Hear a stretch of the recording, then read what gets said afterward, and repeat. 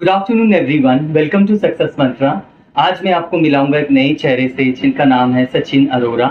और आप उनके चैनल को भी सब्सक्राइब कर सकते हो जिसका नाम है सचिन अरोरा। और सर, आप कुछ कहना चाहेंगे हमारे व्यूअर्स को?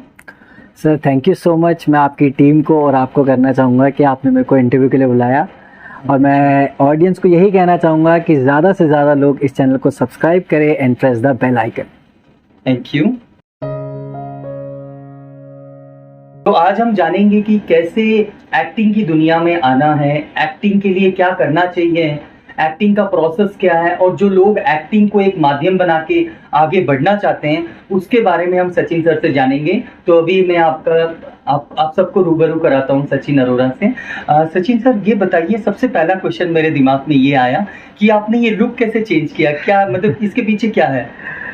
सर एक्चुअली हम एक सीन वर्क कर रहे हैं जिसमें मुझे लुक चाहिए, तो बहुत ही जल्द मैं अपने YouTube चैनल पे वो सीन वर्क डालूंगा। आप वो ज़रूर देखिएगा।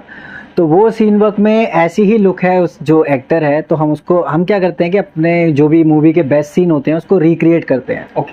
तो उसमें मैं मेन लीड करता हूँ। तो अभी हम एक मूवी का करने वाले हैं, तो बहुत ही जल्द आप मेरे YouTube चैनल पे देख सकते हैं। इस वजह से ये लुक रखनी पड़ी। जैसे कि आपने जाना है, एक अलग ही एक नई चीज ये लेके आ रहे हैं, सीन वर्क, जो कि बहुत जल्दी आपको दिखेगा। अभी उसका कॉन्फिडेंशियल है नाम फिलहाल?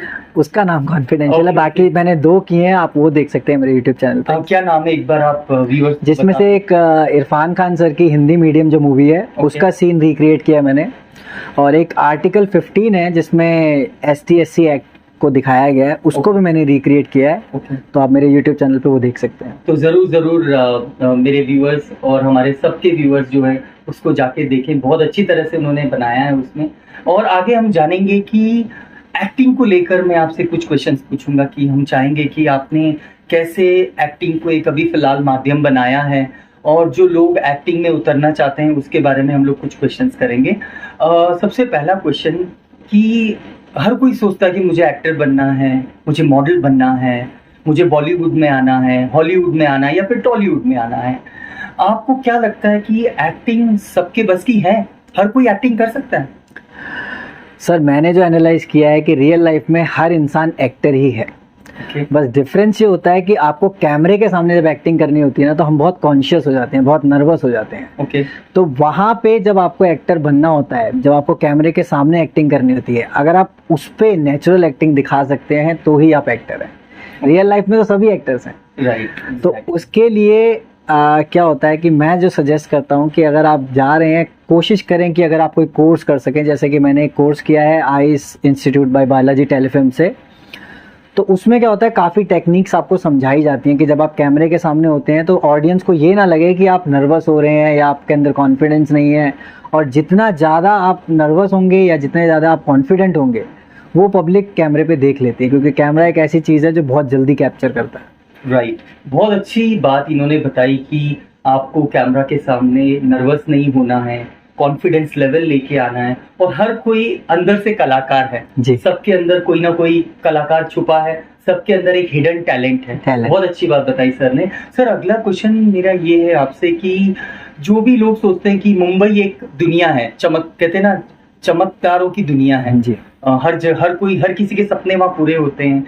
क्या जो लोग मुंबई जाते हैं और सोचते हैं कि मैं कुछ बनूंगा, और उनके अंदर टैलेंट भी होता है, लेकिन वो सक्सेस की दुनिया में वो नहीं आ पाते हैं, उसका मेन कारण क्या है? सर ज़्यादातर लोग मैंने देखे हैं जो सोचते हैं कि वो एक्टिंग करना चाहते हैं, और उनको हर किसी को ज़्यादातर को ये लगता है कि वो एक्टर हैं। पर जब मुंबई जाते हैं तो वहाँ पे सिचुएशन बिल्कुल अलग होती है। मैं मुंबई गया था, मैं आपको बताता हूँ कि वहाँ पे जब आप ऑडिशन देने जाते हैं, कम से कम 300-400 लोग आपके जैसे ही खड़े होते हैं, जो भी यही चीज़ सोचते होते हैं कि वो एक्टर्स हैं। तो वहाँ पे स्ट्रगल है।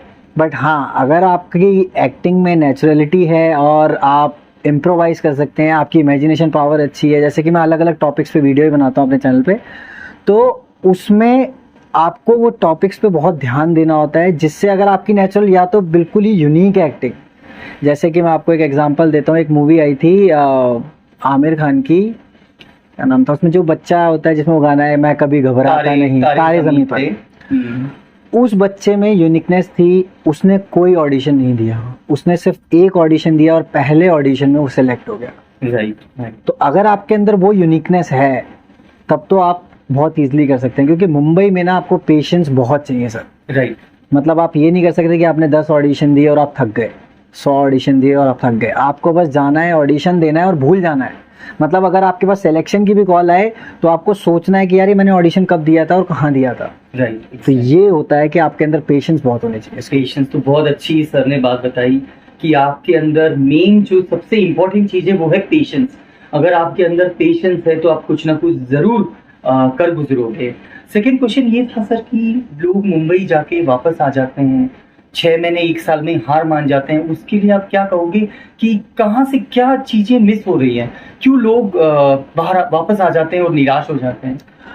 सर मैं आपको बताऊं कि सबसे पहले तो हर इंसान को अपनी फाइनेंशियल चीज़ें देखनी चाहिए कि उसकी फैमिली में प्रॉब्लम है, कुछ क्या है क्या नहीं है। मैं भी एक्टिंग में इतना लेट इसीलिए आया हूँ क्योंकि मेरे घर की फाइनेंशियल प्रॉब्लम थोड़ी थी, तो मैं नहीं चाहता था कि मैं उनको स्टेक पे रख के अपना शौक पूरा करूँ। तो सबसे पहले तो आप अपने फैमिली की प्रॉब्लम देखें, फाइनेंशियल प्रॉब्लम देखें। मतलब अपने शौक को पूरा करने के लिए अपनी फैमिली को मत सफ़र कराएं, सबसे मेन चीज़।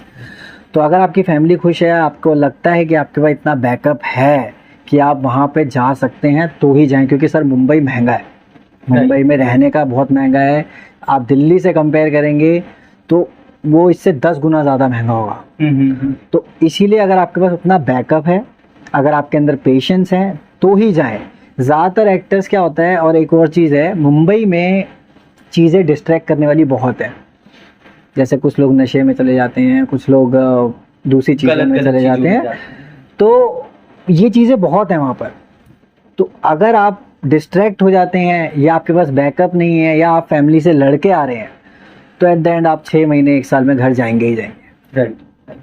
तो आपने ये जाना कि मुंबई आप ज़रूर जाइए, अपने सपनों को पूरा कीजिए, लेकिन आपको ये देखना बहुत ज़रूरी है कि आपका बैकग्राउंड, आपका थोड़ा सा फाइनेंशियली सपोर्ट आपको वहाँ से मिले। क्यों? क्योंकि आपको किसी को दुख दे के आप आगे नहीं बढ़ सकते, क्योंकि आपका फैमिली का, फ्रेंड्स का साथ होना बहुत ज़रूरी है बिल्कुल सर। आगे बढ़ने के लिए, तभी आप आगे बढ़ सकते हो। ऐसा नहीं कि लोग आगे नहीं बढ़ते हैं, लोग आगे बढ़ते भी हैं। ऐसे करके भी लोग गए हैं जिन्होंने अपने फैमिली को छोड़कर वहां पहुंचे हैं, उसके बाद तरक्की के रास्ते पे पहुंचे हैं। कुछ परसेंटेज ऐसे भी हैं जो मैंने देखे हैं। सर आगे मेरा क्वेश्चन ये था कि किसी को जैसे ट्रेनिंग लेनी है, कुछ सीखना है एक्टिंग की दुनिया में, तो वो कौन सा मीडियम होगा जहाँ पे वो और चैनलाइज हो सके और ज्यादा सीख सके और फिर जाके एक बॉलीवुड में कदम रखें या एक्टिंग की दुनिया में कदम रखें? कौन सा जैसे एकेडमी होती है ना कि मुझे यहाँ से ट्रेनिंग लेनी चाहिए, जैसे आपने कहा कि मैंने बालाजी टेलीफिल्म्स के एक छोटा सा वहाँ पे हैं, वहाँ से मैंने ट्रेनिंग ली है, तो ऐसा कुछ आपको पता है, कोई माध्यम बताना चाहोगे? सर अगर आप सही में पैशनेट हैं एक्टिंग के लिए तो सबसे अच्छा मीडियम है national school of drama, NSD। Okay. उसमें 3 साल का कोर्स होता है जिसमें आपको पहले 6 महीने टेक्निकलिटीज़ के बारे में बताया जाता है, डायरेक्शन, फोटोग्राफी, सबके बारे में बताया जाता है, और उसके बाद आपका एक्टिंग कोर्स स्टार्ट हो जाता है। ओके। तो अगर आप सही में पैशनेट हैं एक्टिंग के लिए तो आप NSD ज्वाइन करें। अगर NSD नहीं होता है तो एक पुणे में है FTII करके। ओके। ओके। वो भी 3 साल का कोर्स, 2 या 3 साल का कोर्स होता है, डिप्लोमा होता है। ओके। वो भी आप कर सकते हैं। अगर इन केस उसमें काफ़ी क्राइटेरियाज होते हैं, आपको पढ़ना लिखना भी बहुत पड़ता है क्योंकि उसके एग्ज़ाम होते हैं, और NSD का क्राइटेरिया कि आप 30 इयर्स के बाद ज्वाइन नहीं कर सकते। तो अगर आप, जैसे मैं 29 इयर्स का हूँ, तो मेरा क्या हो गया था कि मेरे लिए वहाँ पे ज्वाइन करना मुश्किल हो गया था। तो उसमें अगर आप आते हैं तो आप ये जो प्राइवेट स्कूल्स हैं, जैसे कि मैंने किया है बालाजी टेलीफिल्म से, या अनुपम खेर जी की अकेडमी है एक्टर प्रिपेयर्स, उसको भी ज्वाइन कर सकते हैं। बट उसकी थोड़ी फीस ज़्यादा होती है। अगर आप अफोर्ड कर सकते हैं तो नो इश्यूज़, तो आप उसे ज्वाइन कर सकते हैं, और वहाँ से भी काफ़ी कुछ सीखने को मिलता है। डिपेंड करता है कि आपकी कैचिंग पावर कैसी है। राइट। अगर आप प्रैक्टिस नहीं करेंगे तो चाहे आप NSD चले जाएं, चाहे FTI चले जाएं, तो आप एक्टर नहीं बन पाएंगे। प्रैक्टिस बहुत जरूरी है। तो बहुत अच्छी बात सर ने बताई। एक तो ड्रामा स्कूल का नाम भी बताया इन्होंने, और सेकेंड ये बताया कि प्रैक्टिस, कोई भी काम करने से पहले प्रैक्टिस बहुत ज़रूरी है, तो आपको रेगुलर प्रैक्टिस करना बहुत ही आवश्यकता है। सेकेंड सर, लास्टली मेरा ये पूछना था आपसे कि आप कैसे, जैसे मैंने कुछ आपकी वीडियोस देखी जिसमें आप एक्टर, ट्रेनर, प्रोड्यूसर सब कैसे कर लेते हो मैनेज? आप ये टैलेंट कहाँ से आया कि चलो मुझे ये करना है? सर ये तो जैसे जैसे लाइफ चलती गई तो होता गया। मैंने एक्चुअली पिछले लास्ट ईयर मेरे को लगा कि अब सब कुछ स्टेबल है मेरी फैमिली में, Okay. तो अब मुझे एक्टर अपना शौक पूरा करना चाहिए। ओके तो मैंने ये बालाजी टेलीफिल्म्स का ज्वाइन किया इंस्टीट्यूट। उसके बाद मैं मुंबई गया, मुझे एक वेब सीरीज़ मिली लालच करके आने वाली है, ओके अभी एक न्यू चैनल आने वाला है, उस पर आने वाली है। उसके बाद फिर जब मैं ड्यू टू लॉकडाउन में दिल्ली वापस आया तो यहाँ पे मेरे काफ़ी लोग हैं जो कि जान पहचान के हैं, तो उन्होंने बोला कि सर आपने ऐसे ऐसा किया है तो हम भी आपके साथ मिलके करना चाहते हैं, आप हमें थोड़ी बहुत एक्टिंग सिखाएं या कुछ करें। तो मैंने अभी रिसेंटली एक वेब सीरीज़ तो नहीं बोलेंगे, शॉर्ट फिल्म ही बोल सकते हैं। तो शॉर्ट फिल्म के 2 पार्ट आए हैं, डैड के नाम से वो आने वाली है। ओके उसमें मैंने सारे बिगिनर एक्टर्स को लिया है, ओके आप उसको देखिए, अभी वो रिलीज होने वाली है। बहुत ही प्यारी शॉर्ट फिल्म है वो एक्चुअली मेरे डैड के ऊपर है। मेरे क्या मतलब सबके डैड ही वैसे होते हैं, राइट तो उनके ऊपर है, आप वो ज़रूर देखिएगा। और उसमें सारे एक्टर्स बिगिनर है, ओके किसी ने भी कोई ट्रेनिंग ली एक्सेप्ट नहीं है। ओके एकदम नेचुरल। कहते हैं कि हर चीज अंदर नेचुरली आती है। जी, तो जी, वैसे ही सचिन सर हैं जिनके अंदर मैंने देखा कि कुछ काबिलियत है कि वो जरूर कुछ ना कुछ कर गुजरेंगे। Thank you, sir. इसके पहले हम आके इनका इंटरव्यू ले लेते हैं, थैंक यू सर। इसके बाद में हमें ज्यादा अपॉइंटमेंट लेना पड़ेगा। आपको पता है आजकल किसी के पास पहुंचने से पहले आपको अपॉइंटमेंट लेना पड़ता है, बिल्कुल, चाहे वो बिल्कुल। कोई भी हो। सर लास्टली आप जो भी एक्टर या ट्रेनर या फिर प्रोड्यूसर डायरेक्टर बनना चाहता है, एक गोल्डन रूल आप क्या कहोगे कि आप सोचते हो कि ये चीज आप करोगे तो आप आगे बढ़ जाओगे, आपके लिए क्या होना चाहिए, आपके हिसाब से क्या होगा व्यूअर्स के लिए? सर जैसा कि मैंने आपको पहले ही बताया कि कुछ चीज़ों का आप ध्यान रखें, सबसे पहले अपनी फैमिली का, क्योंकि उन्होंने आपको पाल के बड़ा किया है, तो आप उनको सफ़र करा के कभी भी आगे बढ़ने की कोशिश ना करें। अगर आप फिर भी चाहते हैं, या कईयों के अलग अलग सिचुएशंस होती हैं, अब लोगों को कहना बहुत आसान है कि आप पेशेंस रखें, लेकिन मैं आपको बताऊं जब आप मुंबई जाते हैं और पैसा खर्च होने लग जाता है, वो पेशेंस अपने आप टूटने लग जाता है। तो ये नेचुरली है, मैं आपको बोलूँ कि आप अपने अंदर पेशेंस रखें, वो ऐसा है नहीं। तो आप अगर मुंबई जा रहे हैं तो कोशिश करें कि कुछ साइड चीज़ें करना शुरू करें। जैसे कि आप अगर एक्टर हैं तो आप एडी बन सकते हैं, एसोसिएट डायरेक्टर, किसी डायरेक्टर के पास जाएं, उनसे बात कर सकते हैं कि सर मैं आपका असिस्टेंट डायरेक्टर बन सकता हूं क्या। आपको पहले कुछ नहीं मिलेगा, बट धीरे धीरे धीरे आपको चीज़ें समझ आने लगेंगी। फिर आपका एक्टिंग में भी है, नहीं होता है तो आप कास्टिंग डायरेक्टर के पास जा सकते हैं, उनके असिस्टेंट बन सकते हैं।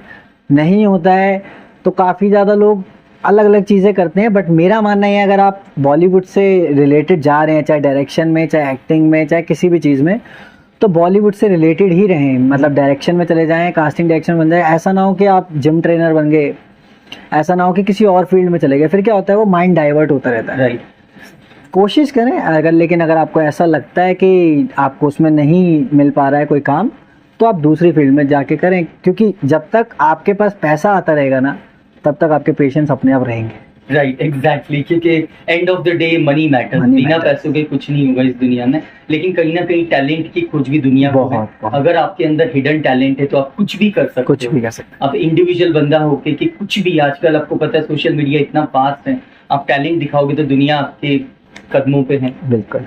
तो Sachin sir, thank you so much for giving us time and thank you for coming and thank you for choosing us Success Mantra. और आप जरूर देखिए हु सचिन अरोरा, आप इनका चैनल भी सब्सक्राइब कर सकते हो। बहुत सारे अच्छे कंटेंट्स इन्होंने डाले हैं, मैं भी वहाँ देखता रहता हूँ कि क्या डिफरेंट है, क्या हम कर सकते हैं, उससे क्या सीख सकते हैं। सर लास्टली आप क्या कहना चाहोगे हमारे व्यूअर्स को जाने से पहले? सर मैं यही कहना चाहूँगा कि जितने ज़्यादा लोग हैं इस चैनल को सब्सक्राइब करें, क्योंकि आने वाले टाइम में ये चैनल भी बहुत ग्रो करने वाला है, तो हमें सर से अपॉइंटमेंट लेनी पड़ सकती है आगे के इंटरव्यूज़ के लिए। तो बाकी जितना अगर आपको एक्टर बनना है तो सही में पेशेंस रखना पड़ता है। बहुत अच्छी बात बोली। Thank you so much sir for giving us chance. Thank you viewers for watching us Success Mantra. Please subscribe my channel, like and share please. Thank you so much. Thank you.